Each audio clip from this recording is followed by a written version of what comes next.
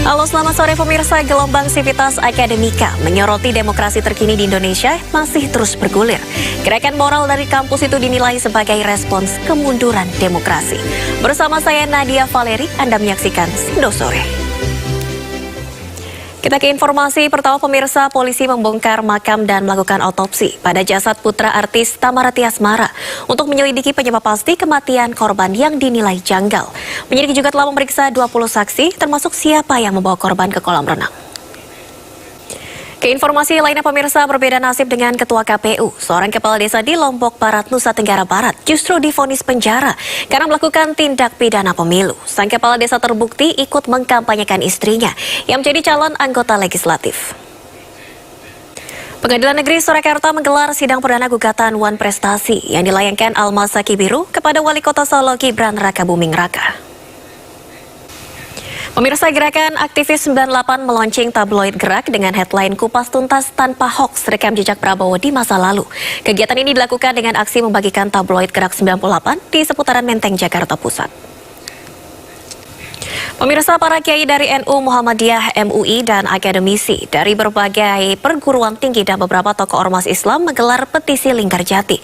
Petisi Linggarjati ini berisi keprihatinan kondisi kebangsaan yang mengkhawatirkan. Pemirsa, pernyataan sikap dilayangkan Civitas Akademika Universitas Brawijaya Malang terhadap kondisi bangsa menjelang pemilu.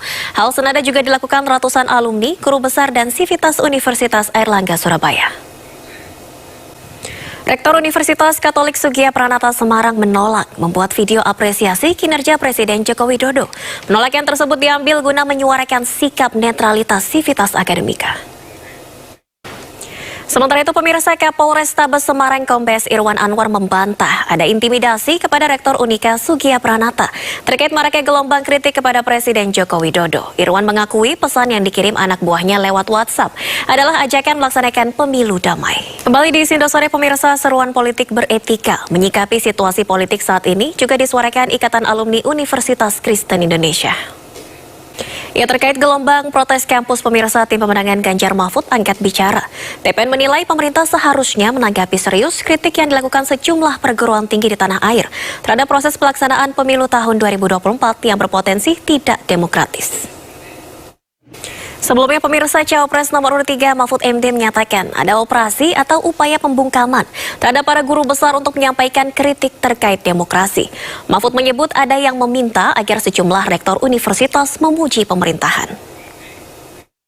Ya pemirsa, gelombang perlawanan dari Civitas Akademika terkait kehidupan demokrasi di Indonesia saat ini terus bergulir.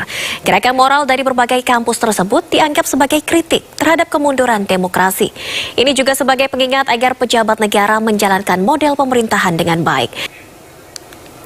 Dan pemirsa, kita akan kembali melanjutkan dialog terkait dengan gelombang perlawanan yang dilakukan dari Civitas Akademika terkait kehidupan demokrasi di Indonesia yang saat ini masih terus bergulir.